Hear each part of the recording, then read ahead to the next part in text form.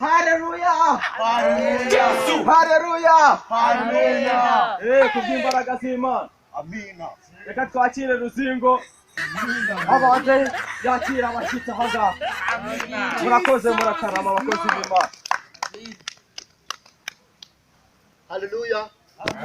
Hallelujah. Amen. Hallelujah. Hallelujah. Abakozi b'Imana. Amen. Imana avuga ati mureke abana bato basange. Hallelujah ariko abakozi b'Imana. Yesu. Ruzinga avuze hariya mugenzi wanjye.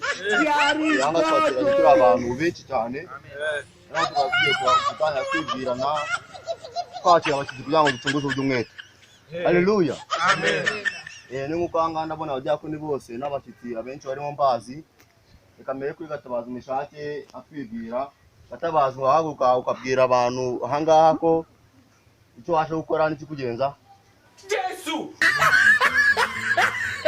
Ndamusemurira nyine ntago atutse mu mahanga ejo bundi gusa nawe icyongereza ndacyumva. Aravuze ngo Imana yazanye umwana wayo mu isi gukira abari mu isi witeka.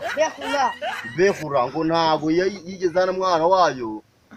Haleluya ariko. Amen, amen. Ngo bamwita Gatabazi Meshake.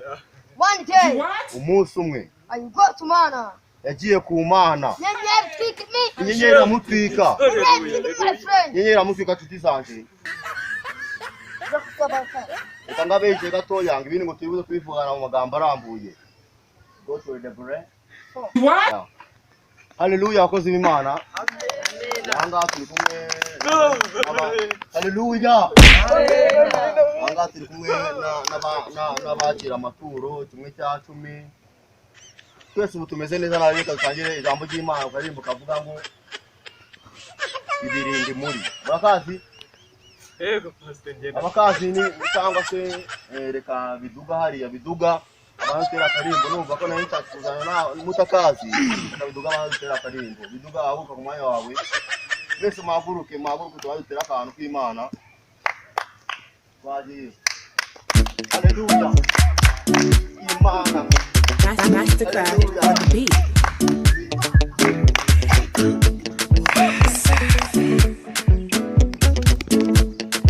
Original Mr. Flavor. Every day na party, every day na jolly. Oh, you move your body. No time for story. Duma murakoze cyane yaba araba hasanzwe cyangwa se abashyitsi musubire mu byicaro byanyu muca kabogi. Yesu. Haleluya ariko abakozi b'Imana. Amen. Muca kabogi aho ngaho aranabuye no mu gikoni bimeze neza muca kabogi. Noneho ikintu kigezeho twakire Pasiteri Gatabazi. Numvaga hari inkuru ashaka kutubwira akayikishijemo hagati kugira ngo twisusurutse. Gatabazi wahaguruka ukababwira Imana iradukundira buriya ntabwo twumva babwire gute.